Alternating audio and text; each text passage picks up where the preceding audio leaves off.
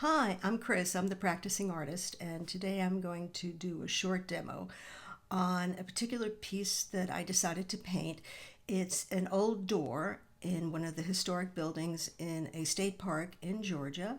I'm going to tell you why I chose this painting, why I decided to use the colors I'm using, the layout, and also show you how I went about painting it. Thanks a lot for watching, and I hope you have a great and creative day.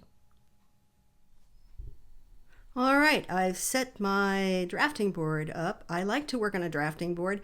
It is fairly raised because I tend to work not very wet. I like to moisten my paper, but working very wet just would never never work for me. So I really like using this drafting board. I feel I can move my arms better. I'm loosened up versus working flat and tight. As you can see, I've got an actual color photograph that I printed on my printer of this scene that I took at a park up here in North Georgia. And what attracted me to this, and I'm going to use this as my reference while I talk, is actually the sunlight and the shadows that it cast on this particular building, which may seem kind of boring, but there's ways you can do shadows that are very exciting and allow the paint to mingle on the paper. So that's what we're going to try to do. I also was attracted to the light on these rocks, which apparently either are used as a step or used as a preventative to use that door. Again, it's a state historic site, so not all buildings were accessible. And I don't know if you can see this, but I did lightly sketch out this particular scene on some watercolor paper. And it's, I think it's about 15 inches by 11 inches. And I'm going to pan over here to my palette. Palette I haven't used yet, but I have the same basic colors I always use. And next thing we're going to do is we're going to try and mix some paint and do some color studies to see if we can work on those nice shadows up there and also what we're going to use for this rock over here. I've been working on the color studies for this particular piece over here. And this is the hard copy I printed on my printer at home. They're not always the best, but it's enough for me to make markups and work on. And then I went ahead and I started mixing some colors for the shadows. Let me get this copy here on my iPad up for you, so it's a little easier for me to pan over. You can see there's a white building with a lot of shadows. And in watercolor, we strive to keep the white in the painting. There's a trend nowadays to paint everything dark. I kind of buck against the trend. I want to keep that white in there, but I want to get those shadows in there. And observing shadows. If you're walking around outside or driving or sitting somewhere, take a look at the shadows. They are in all sorts of different shades and colors. They will pick up what the surrounding objects are that are throwing the shadows. In this case, I'm seeing a lot of gray and different variations of gray, but I thought that would be kind of boring. So what I did was I mixed some gray, I mixed some ultramarine blue with alizarin crimson, and I took wet paper and I just started dropping that in there. And then the next thing I did was I liked this rock here. Maybe that's really my focal point. It has a lot of gold and yellow and red in it. So I did a little study. I played around with some aureolins, and I still don't know if I pronounced that right, but with a medium yellow, some alizarin crimson, some burnt sienna, and I also threw some gray that I mixed with ultramarine blue and burnt sienna. And I think I kind of have an idea of what I want to do with that rock, keeping all these colors very loose and letting them blend together. Here's some more studies of the rocks underneath. More alizarin crimson in there because I noticed there's a little bit more red in that particular rock. That rock has a lot of gray in it. So I mixed out some gray just to practice. And again, this is all very loose. I did this on dry paper with a moistened brush. When I do grasses, if you look at grasses, look at these grasses here. There's browns, there's blues, there's greens, there's yellow, where the sun is dappling in the grass. So I just mix some Sap Green and Ultramarine Blue, drop some lemon yellow in there, drop some burnt sienna.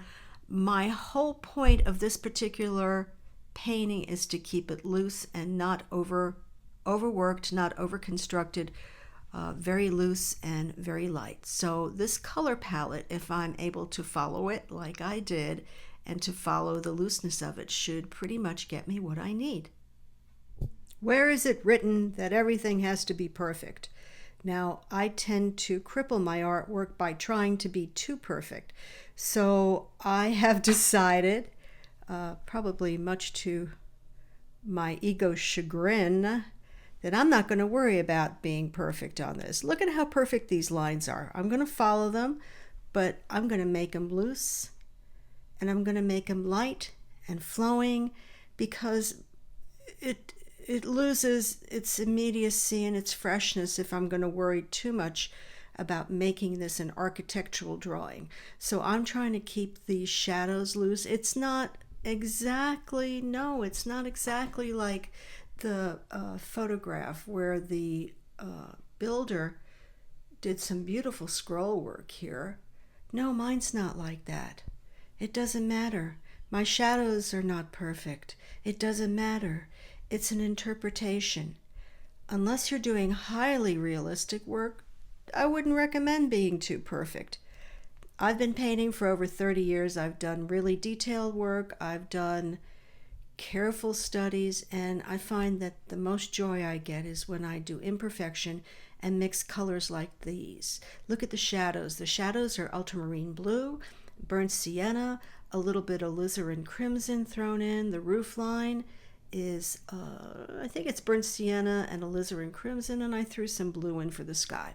So not perfect, but I think it's going to all work out to be very nice. All right, here you see the door to this old building. And again, I'm not trying to be perfect. I had my outline. Now I'm working with the paint to create shadows. And this is ultramarine blue, burnt sienna, maybe a little bit of alizarin crimson. I'm kind of just tippy-toeing my way in here. This is the stage of the game I don't like. I get very nervous with this because I say to myself, oh my gosh, that doesn't look anything like that. Look at those shadows. Look at that direct, definite line. But again, my purpose in this painting is not to have perfection, but to have the watercolor be vibrant and free and loose. So I'm just going to have to, basically suck it up and see what happens. Let's see what goes on when we work on this door a little bit. I wanted to show you what my easel looks like in the morning in my watercolor studio. I work in oils downstairs, and they say Northlight is enough to paint. And I have Northlight coming in here from the window, and I'll pan over. And it's a sunny day, so we're getting a little bit more light than usual. It rains a lot here near the Blue Ridge Mountains. And is this enough for me to paint? I'm not sure. I wanted to also point out I'm having a little bit of stress with this part here because I wanted it to be a continual shadow. But sometimes when things are thrown to you that aren't perfect, you kind of end up learning how to work with them. So let's see if I can do a fix on that. Wanted to show you what my studio looks like first thing in the morning before I get started. And they say Northlight is the best thing to paint by. Well, I have Northlight in the morning. It's a little shaded through here, especially when these leaves start coming in on the trees. I suppose I could paint without using my lamp, but for me it's a little dark, and I have two lamps. I use Ott lights. I have one here and one here for those dreadful days. But What do you think? I mean, do you think I should continue with light or should I continue with using the natural light from the studio? My instincts are, for this video, I'm going to put the lights on. I decided to move on to painting, or at least laying in some initial washes on the rocks for this particular piece, because I got frustrated with this window situation. Now, I did lift some things, some of the paint that I put down on the shadows on the, actually it's a door, but I started lifting too much and I was afraid I was going to damage the finish of the paper, so I backed off on that. And I said, nah, maybe it's time to start putting in these initial washes on the rocks. So I was looking at my color study. I always make a color study, and looked at the colors I used. And I tried to follow what I had originally thought of using. And I used Aureolin, I used Alizarin Crimson, I used burnt sienna, I used ultramarine blue, I mixed a purple with alizarin crimson and ultramarine blue. I did some darker gray and darker browns down here. Now there's very little texture on these rocks. If you go over here to my original, sorry about the shadow, and look at the rock there, you see there's a lot of, rocks have a lot of texture, let's face it. I wanted to capture the color first and worry about the texture later. I tend to work, sorry about that. I tend to work in 3 steps when I'm painting. Initial step, and I know my colors so I can lay them in pretty quick, are getting those washes down, letting the color mingle on the paper, damp paper or with a damp brush on the paper. Let the colors and the water do the work on the paper, and then I worry about adding the details. I think what I'm going to do next, and I put some yellow here and there to remind me I need highlights in the grass. I'm going to work on putting in some grasses in my next step. I worked on the grasses, and I kind of like how these initial washes came out. And what you see here is a bloom. It's what happens when you put in a little bit of water in your watercolor wash and it hasn't dried yet. And the water kind of expands with the watercolor paint. And I hope I explained that well. But a lot of people go, oh my gosh, that's a bloom. Work with the bloom. In this case, this is grass. It's natural. It has pluses and minuses. It has large areas that are dark, large areas that are white. It's not perfect. I am not doing a detailed painting. I am doing an impression of this particular plot here of grass. It's my impression. I can go in later and I can add some detail, make it perfect, but I'm working on an 11 by 15 piece of paper. It's a small piece of paper. So when these things happen, these blooms, these washes, these happy accidents, I just let it go. I'm more concerned that I'm getting the color study that I worked on onto this original painting. And it looks like we're getting close. So this is my initial wash with the greens of the grass, with the rocks. And next thing we're going to do, I think we're going to go in here and we're going to start working on some more of the building. Sometimes small steps make a big difference. I added some more dark paint and started distressing these areas here where the wood is, maybe a little bit more shadow under the wooden door, I think it is. Here I also added some pencil lines, light pencil lines, and what I'm going to do on this is just go in and very lightly with a dark color exaggerate them. Also, you'll see these little tick marks on the side of my artist tape that's holding this paper on my foam core. I marked out every ½ inch or so on the artist tape and then extended those lines to give me an idea of where I want to put in some of the siding. If you can look over here, There's a lot of siding on the source photo. I'm not going to use that much, but it's a guideline. I did it in pencil, and as I go along, I will pick and choose where I want to put the siding. I don't like to do it on every single line. I also started looking at adding more distress on the boards and darken the shadows underneath the building. And again, keeping in mind, I really like the light and color on these rocks. And I start to do a second wash on that and working a little bit more on the grass, dry brushing here and there. So that's the process so far. Also added a little bit more shadow and detail under that woodworking. The next step is to go ahead and work the lines of the building, the boards, just a little bit more. All right, I went ahead and penciled in a lot more lines of siding than I had wanted to do originally, but I think it looks better.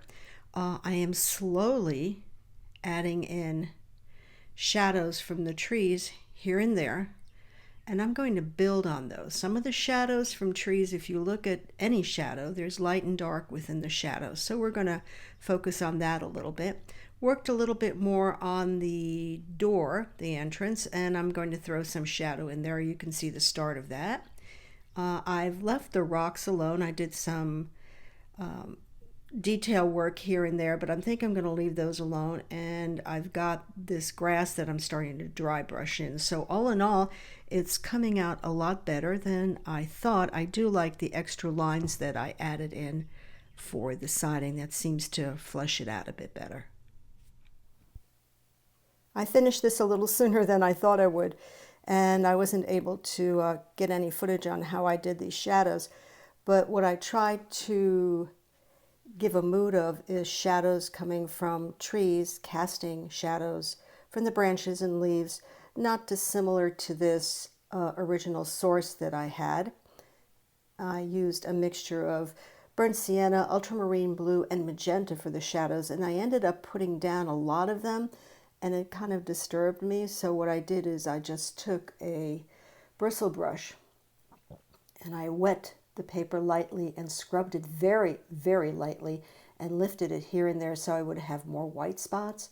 And then I went in with pencil and emphasized some of the lines of the wooden siding. I also lifted some spaces on this door to have a little bit more light peeking through. And then I did just a tiny bit more work on the grass and put my signature in. So that's the finished piece. Again, it's on 11 by 15 Arches watercolor paper. I used Holbein watercolors. My goal, and I always try to paint with a goal, and I suggest you do that too. My goal in this was to keep it looser and fresher and not overwork it. So I hope this gave you some ideas on how to do architectural watercolor painting from scenes that you might have around your house or even some historical buildings in your area. Thanks so much for watching. Have a creative day and don't forget to keep practicing.